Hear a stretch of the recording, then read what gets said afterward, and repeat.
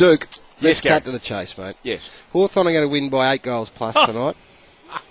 No problems. And if they don't, there will be egg all over their collective faces, because never has a team talked themselves up like they have over the summer months. And I wouldn't be surprised if it was a directive from the football director just to say, listen, let's not play it down anymore. Let's get on the front foot and tell everyone how good we are. And when you look through the Collingwood side with their outs, by hell, anything less than 8, I think the Chiefs are going to go home pretty grumpy. Gaz, I think they're unfiltered now. Kennett's gone. I think Chiefs that's back it. in control. I think that must be and it. It is all just, let's talk ourselves up, Chiefs. Do you know what? I came here in a really good mood. A groundswell. really happy mood. Honestly, and Chief. you, Wolf, you've opened up with your toolish best.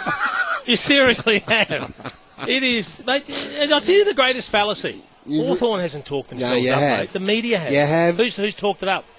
Every Hawthorn interview was, mate, bring it on, I can't wait, the pain. We're up They early. all said it. We'll know where we stand you after get the asked first if 4 games. You get asked if you're disappointed about a preliminary final. Yeah.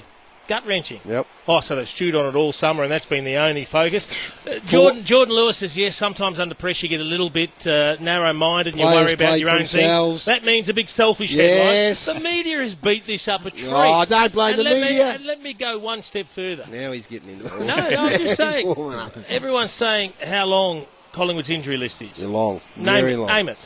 Long? Name it. Look at these names that are coming to the side that haven't played. Yagmore. No. Name the ones that are out. I'm telling you who's in. I want to know the ones that are out. Me and Damo will do it together. I'll tell you who's in, and Damo will tell you who's out. Yagmore, Clark, Rounds, Sinclair, Seedsman, Keefe and Payne. I mean, they're a very good VFL side. They're up against your boys, the best team in the land. Who's out for Collingwood, Damo? Well, Didac, Tarrant, Johnson, Maxwell. Beams, Cracker, McCaffer, Johnson, Beams, Wellingham. All fine players. Can I give you a list who's out for Hawthorn? Well, here we go. This is how good they are. What he's effectively saying, I'm just saying, is how good are we that we can still be favourites. Go on, tell me. This is where I don't get it. Everyone's How don't play it down Hawthorn now. should win. Take Roughhead, for instance. Excellent. Gunplay. Our One of your best favourite. 5. Well said, True. Hodge, your on-field leader. Our unbelievable player. Bailey, your number 1 ruckman. Number 1 ruckman.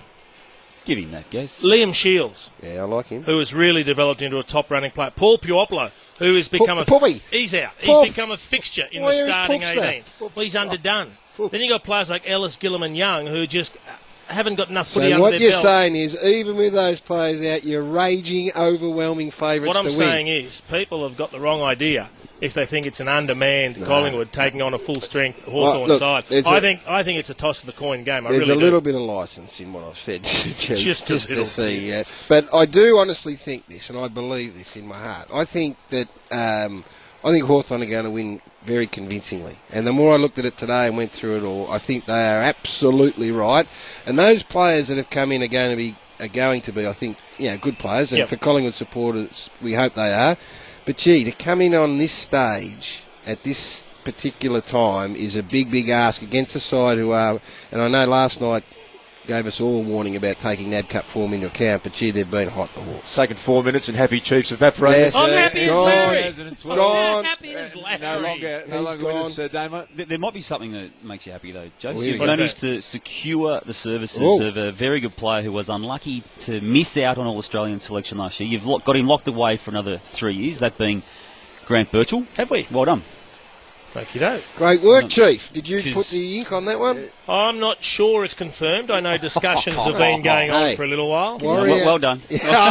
Don't give those signals behind Warrior's back. Warrior, don't you start delving into our player contracts, please. But you've done that one, and that's a good one to get away before the year starts. Look, I think every club at the moment... As football director, well done. It's got nothing to do with me. Every club at the moment is very conscious about making sure they've got their key players, particularly the younger players, locked away for a period of time at the moment, given the advent of free agency convoluted drafts. Chief's got his hands back on the till. He's working. He's back in control. Can we just explain to our audience who've been in the car, they'll be driving home from work. We've got Chief on air denying Stone and thrusting Silvio Berlusconi behind Damo's back at the sun. How juvenile are you, Chief? Doing a bit of I have no idea what you're talking about. Doing a bit of dry work behind Damo's back. You blokes play this game as well as as anybody.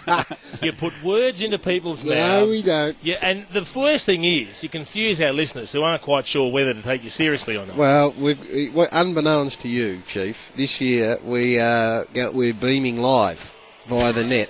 And so you tell me you weren't given a bit of a dry one behind. Mate, I was pumping up the fact that Damo is very good at getting information, but I wish he'd stop talking about confidential player contracts. Suddenly scanning the boxes. You can follow us on at the Wolf, Facebook. Twitter going nuts here. The Chief's photo that has been posted. Who dresses the Chief? That's what they want to know. Who you They're complaining about a red T-shirt. No, they're just saying who are you dressed by. More pink, and that was from Whirlpool. And Matty Wojcik says your Chief's rocking a watermelon number. So there you go. That's the colour of it. Watermelon. That's right. Watermelon. That's right. Nathan Dell says lift, Chief. I've been a bit concerned about you, Chief, over the summer, I have to say. Cheap pot shots, please. I've been concerned about Chief's physical well-being as well, Gary. I'm not sure if he caught up over the summer. He looks good. He's had a couple of misdemeanours over the summer. Misdemeanours? Well, no, a couple of things that haven't Mishaps. gone... Mishaps. A couple of things that haven't gone right, Chief. Thought I was in trouble with the law there. Spent 10 days in hospital, Chief, over the summer. Well, Did you catch up with that? He usually does. Most summers he goes in. Something goes wrong. This wasn't your routine checkup, Gary. No. What happened, dude? The skin graft to repair. He exploded his shin down at the tennis centre, the Chief, and they had to take a big chunk of his sizable backside and put Off it on the his thigh, not the backside. A lot of people say that's what happens when they go in for surgeries and disappear off the sort of landscape for a while. There wasn't enhancement surgery. Wasn't any going other on. sort of work being done, was there? Yeah, don't I look enhanced? That was one incident, and then not long after, I saw the Chief, and this is a man who had his head fractured playing football and caved in, bounced back. I saw him in more pain than I've ever seen any human before. I said, what happened, Chief? Were you running around the tan or putting yourself through tough mudder that training for that or something? Chief's come out, a bulging disc in his back. How did you do that one, Chief? Drying myself after a shower. Jeez, you're in good nick, Chief. It happened. I tell you what, the whole body's it's war-torn. Listen, bulging discs are not to be scoffed. I had to. It's actually same with like the facet joint. Played for 10 years with one of those. Just drying yourself in the mirror. Still kick 400, guess. Mark Stevens, our own man, he reckons you look thrilled to be here, Chief.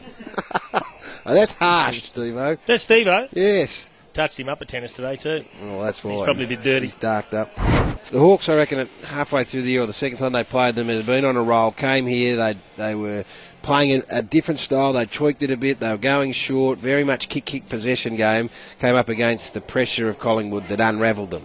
And that would be the unconditional, I think, that from a Nathan Buckley point of view, that has to be there, particularly against this side, who are in red-hot form, and Chief says absolutely cherry ripe. We know he hasn't got some of his fine cattle out there tonight, Collingwood. Chief's been through it. I didn't think their injury list is much of a concern, Collingwood. Chief just reeled off 8 of his own, and he said, we're still red-hot. Trumped them, Chief did. Why do you play this game, Garry? You're better than that, please. Chris Tarrant doesn't mean much to Chief. Nathan he does. Brown, Alan Didak, Ben Johnson not playing. We know Cracker and McCaff are gone Maxwell for the year. Wellingham out is a pretty important player as well, but not much credit given to that. I did give credit to it, but I said I'll give you a list exactly the same on the other side of the fence, Duke. And you seem to just give that a cursory glance and then dismiss it. I think what he's saying is our list is better than... No, not at all. I think this game's a lot closer than what a lot of people think. You can get onto Twitter, of course. Gaz is all over the Twitter. The quality's dropped off a bit. Need to crank it back up again, Gary. Yeah, no, I've copped a bit of abuse. Well, let's hear a few of them. Oh, that bloke's not getting read out. Can be I won't give you his name, but can he be said... selective for Wolf. Yeah, he's blocking them too. Lone Wolf licks pills. He says, that's the only bad one I've copped, Chief. You've had about 400. That's humorous. But anyway, this is a nice way to interact with the box while we're sitting here. What's his name? Jim's going to be here in a minute. Warrior's sitting in a little purple check. He's ready to go. We've got the watermelon T-shirt of the Chief, really glowing. Yeah, we've got you dressed like a 25-year-old European guy. Well, yeah, I can wear that. Duke's going with a V-neck and a tight Well, he's got the jeans rolled up halfway calf style with his little shoes without socks, and he's got the skinny jeans on too. He's looking very European. South of France or something. Correct, thank you, Jim. The All-Star shoes. It's probably time he started dressing age appropriately. I agree, Jim. He might have backfired on me. He might have jumped the shark a bit. A big game coming up. We need to. Don't you talk about getting dressed? Wait till Jim comes in and we talk about your age spread. I'm waiting for Jim on this stuff. I've got a good explanation for that.